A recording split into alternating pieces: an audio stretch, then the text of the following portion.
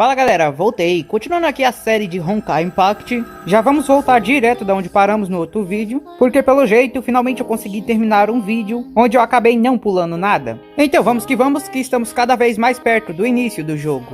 Após Otto perceber que os eventos misteriosos que estavam acontecendo eram mais complicados do que ele imaginava, ele finalmente decidiu que para resolver o assunto era necessário tomar medidas drásticas, e assim enviou o esquadrão do cavaleiro mais forte da Schicksal. E assim, Siegfried, junto a outras duas valquírias, vão para o campo de batalha. A Anti-Entropia, que estava aos redores da torre, vigiando os movimentos de quem se aproximava ou saía, percebeu a chegada do esquadrão de Siegfried. No início, Tesla imaginou que com a chegada de mais esquadrões da Schicksal, a entrada deles na torre seria impedida. Mas o Welt, vendo aquele rosto familiar, acaba dizendo que talvez essa seja a melhor chance que eles tenham, pois ele conhecia muito bem aquele homem que havia acabado de chegar e sabia mais do que ninguém que poderia confiar em Siegfried.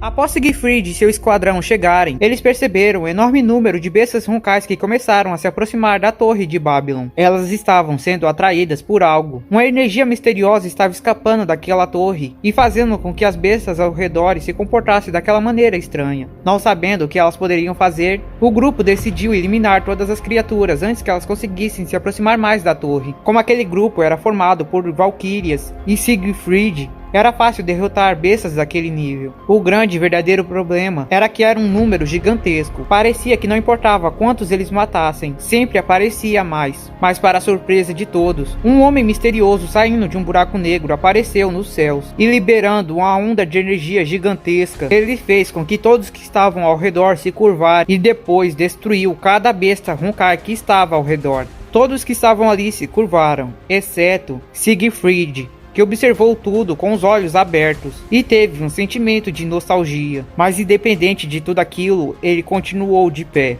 Welt se revelou como líder da Anti-Entropia, o que significava que eles eram inimigos. No entanto, Welt não mostrou nenhum pingo de agressividade ao falar com Siegfried. Ao contrário, ele mostrava total confiança nele, revelando até mesmo que era o primeiro Hasher, e até pedindo para que Siegfried ajudasse eles a entrar dentro da torre, para que juntos pudessem resolver a situação que estava acontecendo lá dentro. Siegfried não entendia o porquê Welt estava sendo tão amigável, mas de acordo com as ordens que ele havia recebido, ele não podia deixar que qualquer outra pessoa entrasse na torre. Mas Welt, conhecendo o tipo de homem que Siegfried era, apenas respondeu dizendo que Siegfried com certeza não era o tipo de homem que iria priorizar ordens às vidas das pessoas que eram importantes para ele. Por isso, Welt sabia que poderia confiar completamente em Siegfried. Então, se fosse necessário para que Siegfried também confiasse nele, ele aceitaria qualquer condição que Siegfried propôs. Siegfried continuou sem entender o motivo para ele confiar tanto nele, mas disse que também não iria propor nada. Se ele confia tanto nele, ele vai retribuir. Além do mais, Siegfried diz que com certeza vai ser de grande ajuda ter um Hasher lutando ao seu lado. Enquanto os dois formavam essa aliança nos arredores de Babylon, Otto estava agora revendo seu passado junto com Kallen, em um mundo de ilusões que ele havia criado no quartel-general. Mas antes que ele conseguisse continuar aproveitando aquela ilusão, ele acabou sendo informado que o diretor da Anti-Entropia, Welt, havia firmado uma aliança com Siegfried. Mas é quando ele escuta aquele nome que um sentimento de nostalgia e confusão bateu na mente de Otto. Ele lembrava de ter travado uma luta contra o primeiro Hasher em Nova York em 1955. Mas ele acreditava que Welt havia morrido naquela batalha. Querendo rever um rosto que já não via há tempos, ele ligou uma das câmeras de Babylon e olhou pelo monitor, mas foi quando ele percebeu que a pessoa que se proclamava de diretor da Anti-Entropia não era mais o mesmo Welt que ele conhecia. Demorou apenas alguns minutos para que ele analisasse toda a informação e então entendesse o que estava acontecendo. Assim, ele manda avisarem que Siegfried tomou a decisão certa e deveria continuar com a aliança. Enquanto isso, ele se dirigiu a uma de suas salas secretas e olhando para o seu novo corpo, ele já imaginava se aquilo já seria poder suficiente para lidar com o novo portador do primeiro Hasher e com a coisa que estava dentro de Babylon, que atraiu a atenção dele. E assim, Siegfried, Teresa, Welt e Einstein começam a investigar por dentro de Babylon, à procura da causa dos eventos misteriosos que estavam acontecendo, sem saber que eles já haviam chegado tarde demais. Início da fita 3. Celine, alguém. Alguém chamava: Celine, me espere, Celine. Alguém chamava por ela. Uma vez seu nome já foi Celine. Uma vez aquela voz pertenceu à sua melhor amiga. Está doendo muito. Aguente firme, Bela.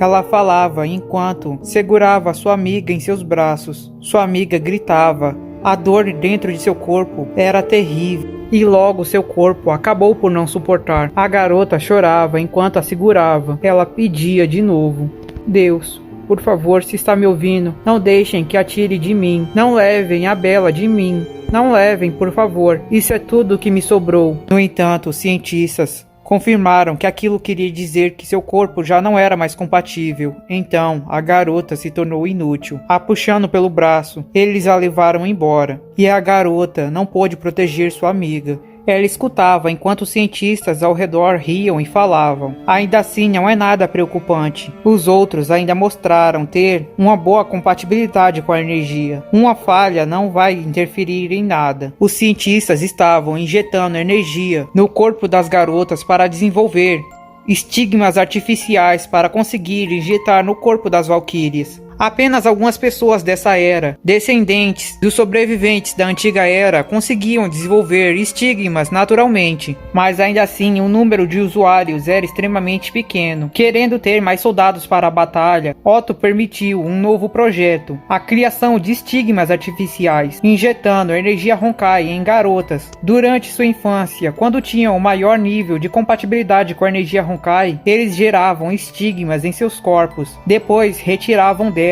e injetavam em soldados promissores para que eles possuíssem estigmas artificiais. Nesse processo, os soldados não tinham risco de incompatibilidade, pois as estigmas já estavam formadas, então eles não morreriam. Apenas as garotas que estavam sendo utilizadas nos experimentos para gerar as estigmas. A garota, chorando e sofrendo, escutando tudo aquilo, perguntava o porquê. Por que elas tinham que sofrer e morrer apenas para aumentar o número de valquírias? Elas também eram humanas. Por que elas tinham que morrer apenas para mais valquírias sobreviverem? Quem decidiu que isso era justo? E os cientistas ao redor apenas falavam: vocês não passam de órfãos, deveriam se sentir orgulhosos pelo seu sacrifício. Vocês estão ajudando a Chixal. Suas mortes não vão ser em vão. O que mais órfãos inúteis poderiam fazer por esse mundo? Se não fosse por isso, suas vidas seriam completamente inúteis. Mas explicar isso para vocês também é inútil. Afinal, não há nada que vocês possam fazer. Ao escutar aquilo, a garota começou a entender. Os humanos eram assim. No fundo do coração, a garota começou a enxergar as coisas desse jeito. Os humanos decidem quem merece viver e quem não merece. E por sermos fracos, não podemos fazer nada para mudar isso. Por ser fraca, eu não consegui impedir minhas amigas de morrer. Por ser fraca, eu tenho que viver nesse mundo sozinha, sofrendo diariamente, sem poder fazer nada. Eu preciso de poder. Todo o sentimento negativo que aquela garota carregava de seu sofrimento se misturou à energia Honkai que estava dentro de seu corpo. E com aquelas palavras, algo dentro de si mudou. Se eu tivesse poder, eu poderia ter impedido tudo isso. Se eu tivesse poder, eu poderia ter matado todos. Fim da fita 3.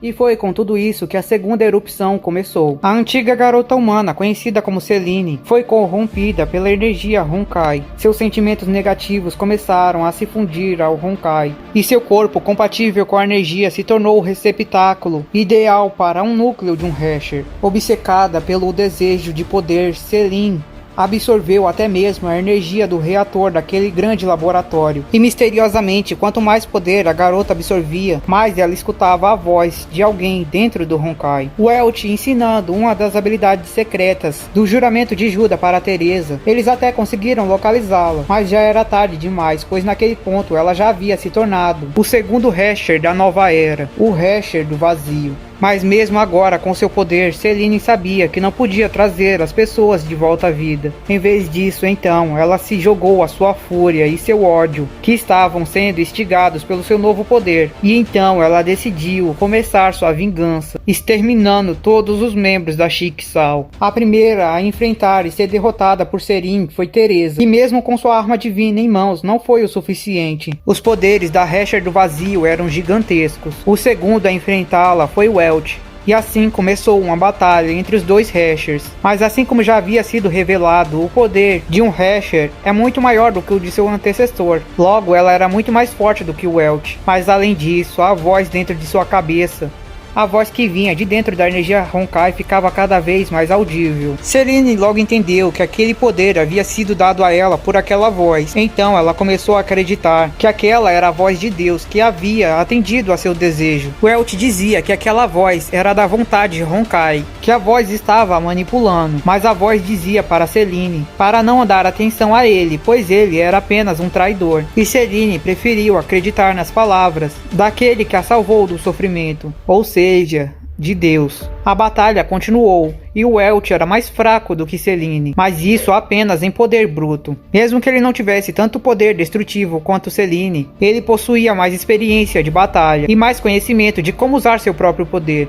Graças a isso, levando seu corpo ao extremo, ele conseguiu fazer algo que parecia ser impossível, virar o jogo e vencer a Hesher do Vazio. Welch, utilizando sua chave divina, depois de acabar com o corpo todo esgotado da sua batalha intensa, quase conseguiu aplicar o golpe final, mas acabou sendo impedido por Otto, que estava utilizando uma máscara, porque ele ainda tinha outros planos para Sirin. Um dragão, uma besta Honkai misteriosa, que já estava naquela batalha há um bom tempo atrás, decidiu usar suas forças para levar o corpo da garota embora, para longe daquela batalha, enquanto deixava Otto e Welch ali. Welch, com o corpo ferido e esgotado por causa de sua batalha intensa, não podia mais fazer nada, e Otto estava para utilizar essa chance para se livrar de uma vez do primeiro Hesher, mas acabou sendo impedido por Siegfried, que salvou Welch do mascarado misterioso e o levou para se recuperar, já que ele poderia ser a última aposta da humanidade contra aquele monstro terrível que era o segundo Hesh. Já Sirin, que estava sendo levado pelo dragão, continuava a escutar a voz. A voz tratava a garota com carinho e falava que se ela realmente desejasse poder, ela deveria ir até ele. A garota foi com o dragão aonde estavam sendo atraídos, até uma grande quantidade de poder que não pertencia a nenhum deles. Eles foram até a lua. Ao chegar lá, o dragão que havia tentado salvar Serin com as suas últimas forças cai no chão como se também fosse morrer, e Serin só podia observar isso triste, pensando que o dragão também iria a deixar. Mas a voz em sua cabeça falava para ela não ficar triste, pois agora que ela conseguiu chegar naquele lugar, ela vai conseguir o verdadeiro poder. Ao encostar em um objeto misterioso que estava dentro das ruínas da lua, ela acabou entrando em um mundo totalmente branco e se encontrando com a misteriosa figura que falava com ela de dentro da energia Honkai. Ao se aproximar da figura misteriosa, ela tomou a forma de Selene, e ao ficar cara a cara com aquela figura, Selene se ajoelhava. Ela tinha medo, embora agora ela fosse uma Hesher cheia de poder, capaz de feitos impossíveis. Ela sabia que não era nada diante aquela figura. Aquela coisa era a própria verdade. Era algo que estava além de tudo. Ela era Deus. Selene perguntou que lugar era aquele e por que tinha tanto poder ali. Com uma expressão alegre, escutando a pergunta de Selene, Deus concedeu a ela a verdade. Informações sobre tudo o que havia acontecido na era anterior, sobre como a humanidade já enfrentou o Honkai uma vez e utilizando armas que haviam sido desenvolvidas para conseguir enfrentá-lo, conseguiu façanhas incríveis. E como uma mulher em específico daquela era havia conseguido fazer algo inacreditável, e até mesmo descoberto uma das verdades de Deus, e assim criou aquela ruína na lua. Mas infelizmente para tal mulher, a serva mais poderosa de Deus apareceu e destruiu toda a humanidade, antes que a tal cientista misteriosa conseguisse utilizar a verdade que ela havia conseguido. Uma parte da serva mais poderosa acabou ficando na lua durante sua batalha contra os guerreiros mais fortes da humanidade. E era através dessa parte do poder da Hesher do fim que havia ficado na lua que Deus conseguiu se conectar com a Hesher do vazio. Quando Sirin descobriu toda a verdade do mundo e entendeu tudo o que aconteceu até agora, ela viu o que deveria fazer. Ela pediu poder para Deus.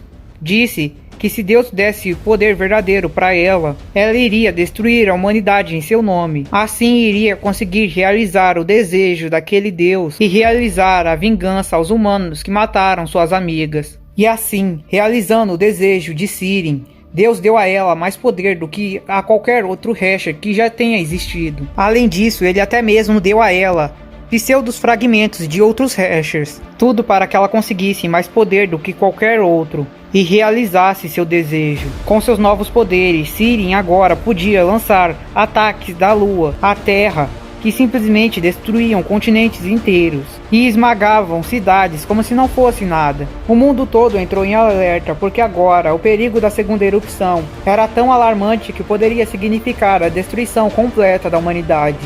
Além disso, o poder de Sirin agora não era apenas de destruição e morte. Utilizando um dos fragmentos de núcleo de Hesher que Deus havia dado a ela, ela conseguiu salvar a vida da besta Honkai que a havia ajudado anteriormente, tornando assim aquela besta um pseudo Hesher. Sirin agora tinha em suas mãos o poder para destruir todo o planeta, mas antes disso ela queria resolver sua briga anterior contra o traidor, que havia abandonado o lado de Deus. Usando como ameaça a destruição da Terra, ela convocou o Welch para vir a seu encontro.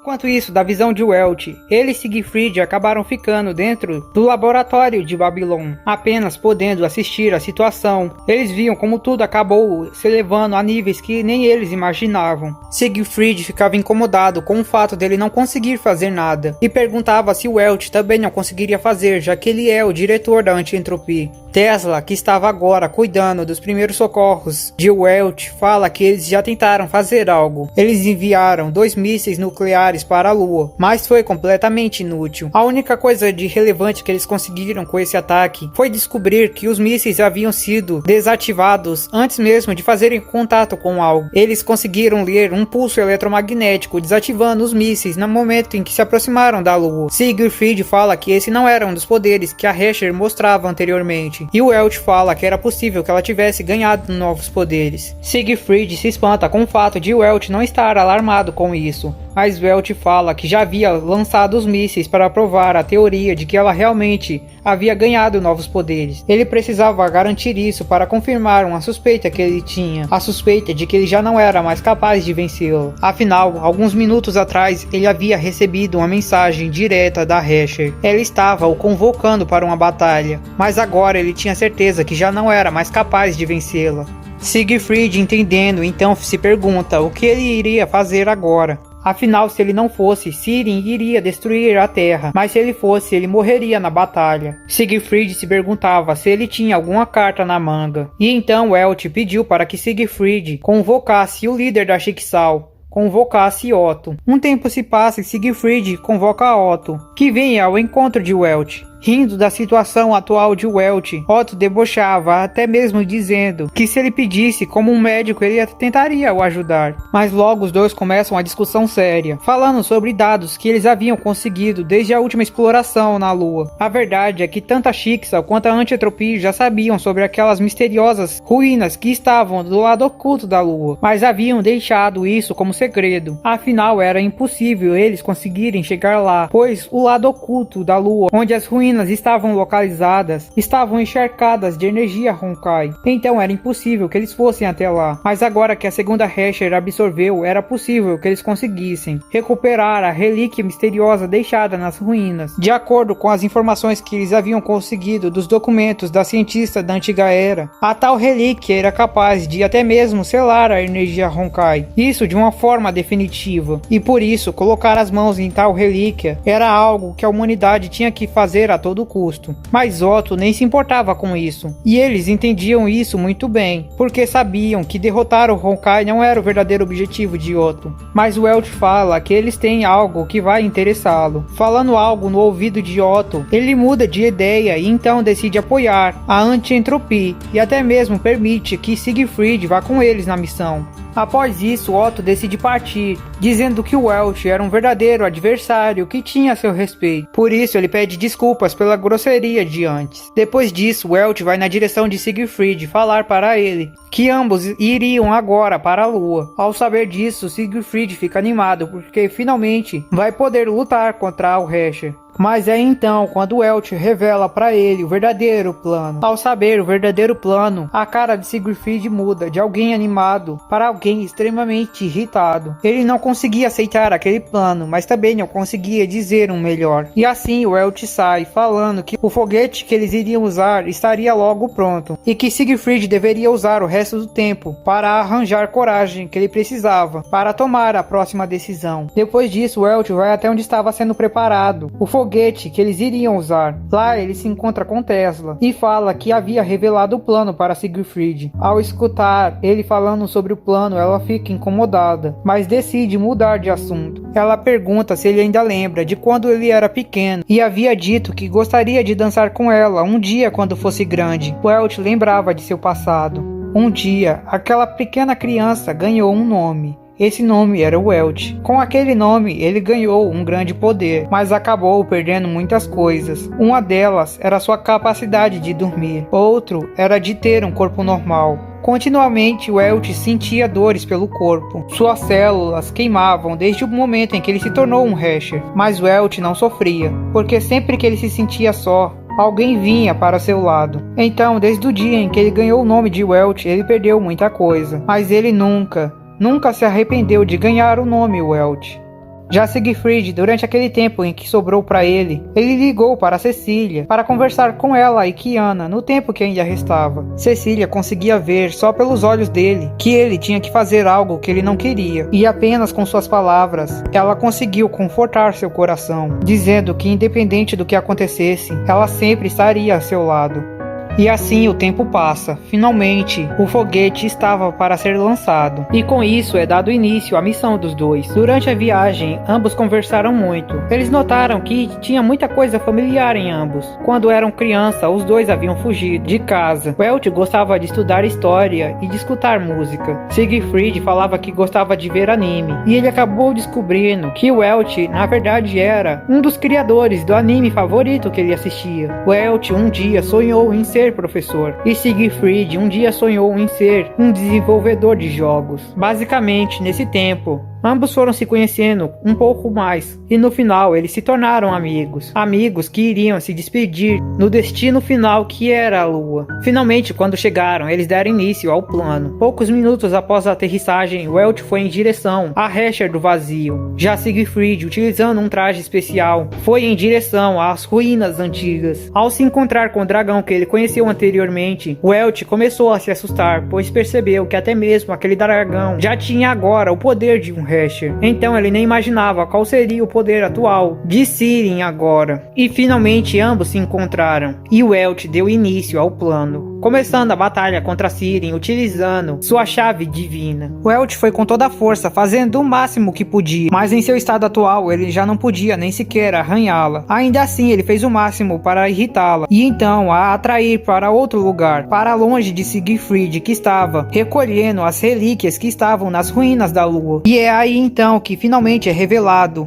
qual era o verdadeiro plano. O objetivo deles era que Siegfried pegasse a relíquia e voltasse para a Terra, enquanto Welt ficava a distraindo e a impedindo de ir atrás de Siegfried. Welt sabia que Siegfried tinha mais do que coragem para enfrentar o segundo Hesher de frente e arriscar sua vida se fosse necessário. Mas não era essa coragem que ele precisava de Siegfried para que eles tivessem realmente uma chance de vencer aquela calamidade, para proteger as pessoas que estavam na Terra. A coragem que Welt precisava que Siegfried tivesse era a de o deixar lá. Ele precisava que Siegfried fosse embora e o deixasse para trás. Ele sabia que Siegfried nunca faria isso, mas se ele não fizesse, a humanidade iria morrer, incluindo as pessoas que eram importantes para ele. Após pegar as relíquias, Siegfried teve uma briga interna. Dentro de si, ele se recusava a abandoná-lo. Ele não queria deixar Welt para trás de jeito nenhum, mas Siegfried sabia que esse era o certo a se fazer. Não pelo bem da humanidade, mas sim por sua família. Por ela, ele faria a coisa que ele acreditava que nunca iria fazer. Não deixar um companheiro para trás, mas sim descartar seu orgulho que o impedia de fazer isso. E assim Siegfried foi embora, e Welt agradecia seu amigo, porque se ele não tivesse feito isso agora, a humanidade estaria perdida. Ciri, entendendo que tudo era uma armadilha, fica furiosa e decide que irá destruir o foguete de Siegfried junto com a Terra. Afinal, ele não lutou lutou de maneira justa. Mas Welt fala que não estava usando tudo porque precisava garantir com seus olhos que Siegfried realmente faria isso. Agora que ele se foi, não existia mais motivos para ficar se contendo. Welt falava que não iria simplesmente morrer pelas mãos de Ciri. Ele iria morrer usando o seu máximo para derrotá-la. Vendo aquela determinação, Ciri então decide aceitar o desafio de Welt. Deixando Siegfried ir embora, ela foca totalmente sua atenção no inimigo. E os dois Herschers voltam a batalhar. E contra as expectativas de todos, o Herscher, que lutava pela humanidade, conseguiu fazer o impossível. Ele conseguiu segurar Ciri em tempo suficiente para que Siegfried pudesse retornar. Ele era o herói que lutou e morreu sem se arrepender pelo lado da humanidade. E com isso, Ciri conseguiu absorver mais um núcleo de Herscher e se tornou ainda mais poderosa.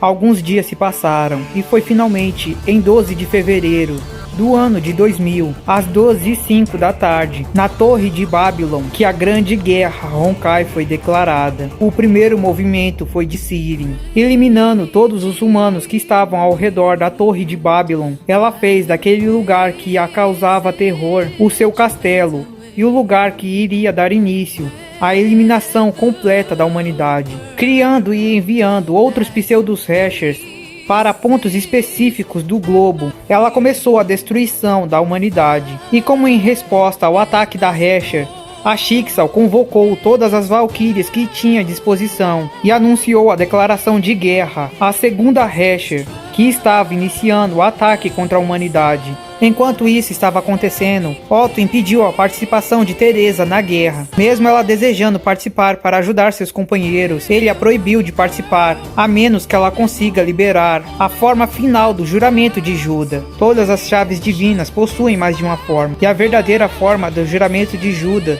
ainda não havia sido revelado, e até que Teresa pudesse controlar, ela estava proibida de participar da guerra. Já Siegfried, que voltou do espaço, furioso consigo mesmo, ainda estava junto com a anti-entropia. Naquele momento, Einstein, vendo que Siegfried estava incomodado com sua própria fraqueza, decidiu revelar a ele um segredo que existe dentro do DNA dos Caslanas. E assim, as peças continuaram a se mover. Existia um segredo no sangue Caslana que havia sido gravado no DNA desde a Era Antiga. Após analisar vários documentos daquela era, Einstein encontrou uma maneira de despertar o segredo contido nesse DNA, mas não existia como saber que riscos iria trazer ao usuário. Siegfried se recusava a recuar, não quando até mesmo Welt sacrificou sua vida. Se despertar esse DNA, iria dar a ele a chance de conseguir vencer a guerra e fazer com que a morte de Welt não fosse em vão. Ele faria isso sem pensar duas vezes. Assim, Einstein usa a máquina para mandar a consciência de Siegfried para dentro de um espaço contido dentro de seu DNA, pois apenas Siegfried tinha o direito de despertar o próprio DNA. Ao entrar naquele espaço misterioso, ele começou a receber memórias que não pertenciam a ele. Um homem de aparência similar a ele, usando a chave da destruição, o tesouro dos Caslanas, estava enfrentando o maior oponente de todos, o último Herscher. Siegfried não sabia o que estava acontecendo, mas sabia que estava para testemunhar algo que poucos teriam a chance de presenciar. Já em outro lugar do globo, o esquadrão liderado por Amber fez seu contato com a pseudo-Herscher, que utilizava o fragmento do núcleo do Herscher da morte, e a batalha começou. Mais rapidamente, todas as Valquírias que estavam no esquadrão foram engolidas pela névoa da morte e começaram a cair. Já em outro campo de batalha, na luta contra o pseudo-Herscher das chamas, estava o esquadrão de Furrua, enquanto no campo de batalha, lutando contra o pseudo-Herscher do vento, estava o esquadrão da Valquíria mais forte, o esquadrão de Cecília. O pseudo-Herscher, apenas sentindo a presença, tremeu diante aquele poder. Algo emanava daquela mulher, algo que o fazia sentir muito medo. Com um único ataque, Cecília foi a primeira a eliminar o pseudo-Herscher do time inimigo. A batalha continuou por muito tempo. As mortes no campo de batalha já eram incontáveis. Parecia que não havia trégua, mas com as Valquírias mais fortes na linha de frente, a vitória já não era impossível. A segunda a conseguir trazer a vitória para seu lado foi Furrua. Utilizando sua chave divina, facilmente conseguia dissipar as chamas do Pseudo-Hesher e com um único ataque, aprendeu em um mundo de sonho eterno. A única que faltava era a Pseudo-Hesher da Morte, que já havia eliminado todo o esquadrão de Valkyria, exceto uma. Ember era a única que não se entregava, mas nem ela foi capaz de fazer nada. Quando ela já estava entregando os pontos e desistindo de sua vida, Otto apareceu e, utilizando sua chave divina, também eliminou o Pseudo-Hesher. E com isso a Sixel começou a empatar a guerra sangrenta, mas ainda assim um número incontável de Valkyrias foi morta durante essas batalhas, e a guerra ainda estava longe de um final. Isso pois a verdadeira inimiga sempre foi Siren, que agora era muito mais forte do que apenas um Hesher. Novamente dentro do DNA Caslana, Siegfried continuava a encarar as verdades sobre sua família. Ele finalmente entendeu o que estava assistindo naquela hora. Era o confronto final da era anterior contra o Honkai. A batalha dos 8 guerreiros mais poderosos da humanidade contra o Hesher do fim. E aquele que estava liderando o ataque era um membro da mesma família que ele. Era Kevin Caslana. Siegfried notava algo estranho enquanto encarava a figura de Kevin. Era como se atraísse a atenção dele, mesmo sem ele notar. Ele não conseguia entender. De acordo com o que ele sabia, era impossível utilizar o poder total da chave da destruição, pois seu corpo seria completamente incinerado. Mas aquele homem na frente dele conseguia quebrar essa regra. Quando Siegfried chegou perto de encostar nele, a figura misteriosa se comunicou com Siegfried como se estivesse conversando diretamente com ele. Kevin estava conversando com Siegfried através da conexão de seu DNA. Através dessa conexão, ele conseguiu saber o que estava acontecendo no mundo lá fora. Ele ficou sabendo sobre a guerra e sobre o novo ataque que o Honkai estava fazendo. Então ele decidiu despertar os poderes dos Caslanas contidos no DNA de Siegfried. Siegfried não conseguia entender como ele estava conversando com ele. Ele não entendia se aquele homem na frente dele era uma ilusão, se estava vivo ou se estava morto. Mas Kevin não dava tempo nem a ele de pensar. Atravessando o peito de Siegfried com sua espada, Kevin despertava o DNA contido dentro de Siegfried. Kevin decidiu que iria dar a Siegfried a espada e o escudo para que ele pudesse derrotar as feras Honkais e os Heshers, pois Siegfried seria seu sucessor. Antes que Siegfried acordasse no mundo real, ele escutou uma última mensagem de Kevin, como um aviso final vindo de seu antepassado. Meu caro sucessor, não importa o preço. Você nasceu como um Caslana. Você deve enfrentar o Honkai. Você deve destruir o Honkai. Como Caslana, essa é sua verdadeira obrigação. Com o rosto completamente pálido, sem entender o que estava acontecendo, Siegfried acorda no laboratório de Einstein. Algo dentro de seu corpo mudou. Ele conseguia sentir. Um tempo se passa e Einstein analisa o corpo de Siegfried para ver o que havia acontecido. Assim como ela havia imaginado, o DNA de Siegfried havia despertado. Seu corpo agora estava em uma temperatura muito abaixo de zero.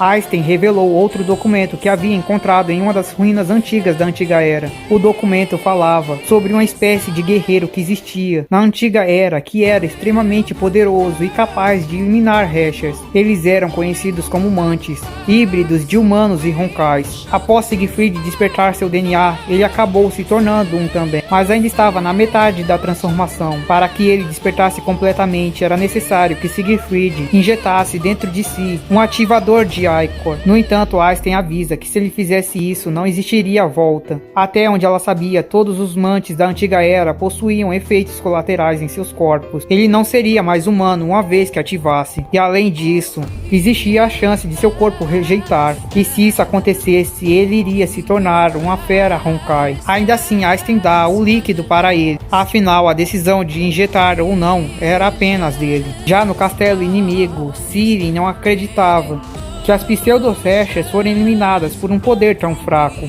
mas que gostou da oportunidade, porque agora, com certeza, os humanos estavam confiantes. Então essa seria a melhor chance de mostrar um poder esmagador e fazer com que a esperança deles se tornasse desespero. E com um único ataque, ela destruiu completamente toda a Sibéria e espalhou uma energia Honkai absurda ao redor. Todos que eram atingidos pela energia emanada morriam ou então se transformavam em mais feras Honkais. Com um único movimento de Siren, mais de 1000 pessoas morreram.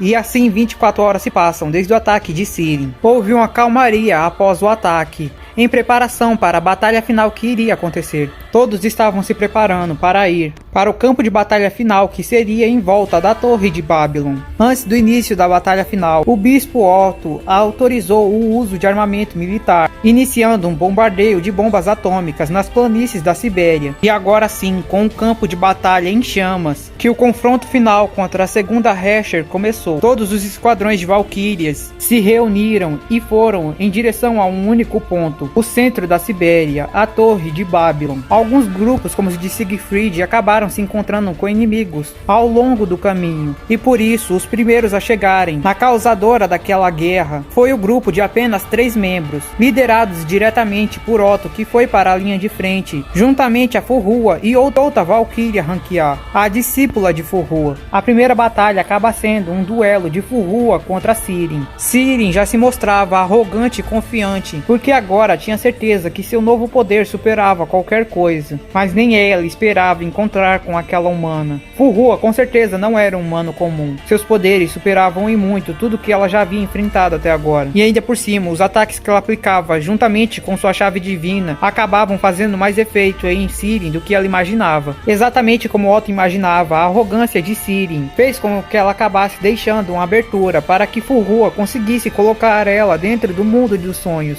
Para Otto, nada daquilo importava. Não importava quantas pessoas já haviam morrido em batalha. Não importava que as ações dele tivessem permitido que a guerra acontecesse, pois o que ele realmente queria era chegar nesse momento. O momento em que ele conseguiria entrar dentro da mente de Sirin e descobrir os motivos para ela conseguir o poder que desejava. Após invadir a mente de Sirin, Otto começou a criar sonhos para manipulá-la e conseguir o que ele realmente queria. Ele fez com que ela passasse pela dor da perda de novo, lembrando o quanto sofreu quando sua mãe morreu, depois de fazer ela se lembrar daquele sentimento horrível, para finalmente a jogar em um mundo de solidão novamente. Ele fez com que ela desejasse trazê-la de volta à vida. Ele queria ver se com esse poder misterioso dela, se era realmente possível trazer um humano de volta à vida. Mesmo agora, com seus poderes absolutos, Sirin ainda não era capaz de fazer isso. Mas agora, do fundo do coração, aquilo era o que ela mais desejava. Então ela decidiu pedir para Deus, pedir para que ele trouxesse sua mãe de volta à vida. Quando Otto escutou aquilo, um sentimento totalmente novo veio à sua cabeça. Ele já havia sido avisado por Welch que de alguma forma a segunda Recher conseguia se comunicar diretamente com a vontade de Honkai, e ela chamava essa figura de Deus. Encontrar-se com tal ser era extremamente arriscado, mas Otto sabia que essa era uma oportunidade que talvez ele não tivesse novamente. Um passo errado depois de se encontrar com tal ser poderia fazer com que todos os esforços dele até agora fossem em vão. No entanto, ele sabia que essa também era a melhor chance que ele poderia ter. Assim, ele instigou Sirin a se encontrar com ele, a dizendo para ir pedir para Deus. Ao orar por ajuda, Sirin abriu um espaço dentro de sua mente, que se conectava diretamente com o reino daquele misterioso ser. Otto também acabou sendo teletransportado para aquele mundo, mas diferente de Sirin, que havia se encontrado com aquele ser sentado em cima de um trono, para ele, o ser apareceu ajoelhado na frente de um túmulo. Quando Otto também foi na direção do ser, o mesmo também assumiu a forma dele. E nem mesmo Otto conseguiu resistir à vontade de se ajoelhar perante aquele ser. Ele sabia que aquilo estava muito além de tudo que ele havia imaginado. Ele sabia que já não podia mais mentir, não perante aquilo. Então, em vez disso, Otto simplesmente falou a verdade, dizendo que tudo que ele havia feito até agora era para encontrar uma forma de trazer sua amada de volta. E a figura respondeu à vontade de Otto, lhe entregando a verdade. Naquele momento, tanta informação foi jogada dentro da mente de Otto que ele sentia que sua cabeça ia explodir. Ele conseguiu ver que aquele ser olhava para os humanos como se não fossem nada além de formigas. Mas ainda assim, vendo a sinceridade do desejo de Otto, no desejo de trazer sua amada de volta à vida, ele decidiu dar a ele a resposta à sua grande dúvida. O ser misterioso pegou a cruz que estava em seu pescoço, a transformou transformou em uma espada e perfurou seu próprio corpo. Otto não conseguia entender o que aquilo significava, mas de alguma forma ele sabia que aquilo era a resposta. Otto começou a despertar, mas gritava, pedindo para que ele explicasse o que isso queria dizer, mas sem receber qualquer outra resposta. Ele foi jogado de volta ao mundo real. Quando acordou, Otto sentiu que sua cabeça ia explodir. As milhares de informações que ele havia recebido estava fazendo a cabeça dele queimar. E além disso, aquela última imagem, o mistério daquela última imagem não parava de ressoar na sua cabeça. Infelizmente para ele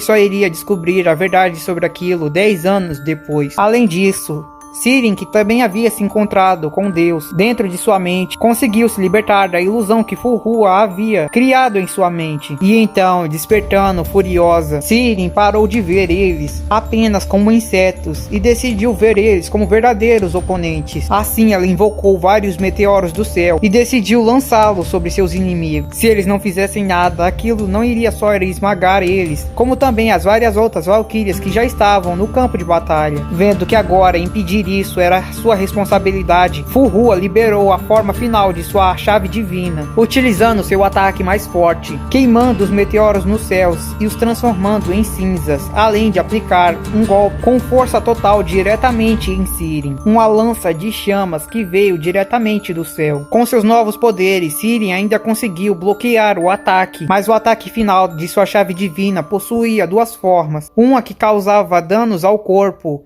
e uma que causava danos à mente. Sirin conseguiu bloquear qualquer tipo de ferida em seu corpo físico, mas a segunda forma do ataque de Furuha conseguiu destruir a conexão que sua mente possuía com Deus. O ataque de Furuha conseguiu dividir o solo ao meio, incinerando tudo que estava entre o céu e a terra. Mas por causa da liberação final de sua arma divina, sua força vital se esgotou, e ela começou a morrer, graças a seus misteriosos poderes como Mantis. Logo ela iria acordar. Isso que sua aprendiz dizia. No entanto, agora, no lugar de sua imortalidade, toda vez que Furuha morria, ela acabava voltando à vida sem uma parte de sua memória. Otto, que também já não estava mais com capacidades de continuar no campo de batalha, decidiu voltar para o quartel-general junto com Furuha. E Sirin se levanta dos escombros sem nenhum ferimento, acreditando que seus dois inimigos haviam morrido durante o ataque. E agora ela tinha sobre posse um novo núcleo. Com uma das penas da chave divina de Furuha, ela agora conseguia utilizar as habilidades de ilusão, e para testar seus novos poderes, ela decidiu teletransportar até ela os dois guerreiros mais fortes da guerra. Esses seriam a Valquíria Cecília e o Cavaleiro Siegfried, que foram misteriosamente retirados do campo de batalha onde estavam, ao mesmo tempo saindo de seu treinamento árduo e se preparando para se juntar à guerra. Teresa Apocalipse havia acabado de conseguir liberar a forma final de sua chave divina.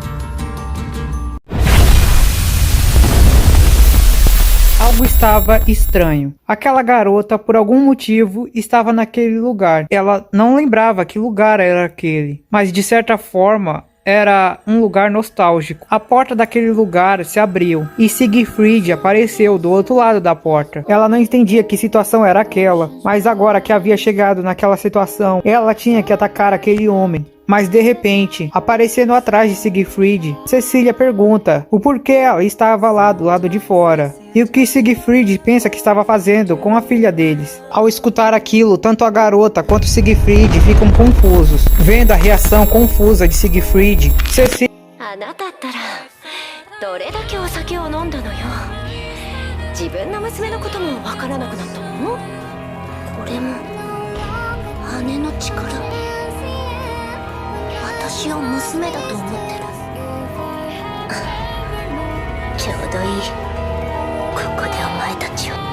さあシーリン、あなたのためにケーキを用意したの。ケーキ？さんが生きてた頃、一回だけ食べたのを覚えてる。一口だけなら、この味、美味しい。あの頃食べた味だ。ごめん。Já em seu quarto, Celine não parava de se perguntar o que estava acontecendo. Ela não conseguia se lembrar de nada, mas de repente Cecília aparece e começa a conversar com a garota, dizendo que ela não precisava chorar, porque ela estava aqui ao lado dela. Celine começou a falar que lembrava do frio que a solidão trazia, mas dizia que por algum motivo aquela mulher, com as palavras que ela falava, ela sempre conseguia causar um sentimento de calor dentro de Celine. Foi a primeira vez desde que ela foi levada para o laboratório que ela conseguiu se sentir tranquila o suficiente para dormir. Infelizmente o vídeo acaba por aqui. Dessa vez eu realmente pensei que iria conseguir resumir todo esse arco da segunda erupção, mas ele é grande pra caramba. No próximo vídeo muito dos maiores mistérios da obra e que vocês acabam falando nos comentários vão ser respondidos. Por isso não se esqueça de se inscrever no canal, deixar seu like se tiver curtido o vídeo, compartilhar, virar membro que isso ajuda muito. Mas era só isso, vamos ficando por aqui e esperar o próximo vídeo. Valeu, falou, fui!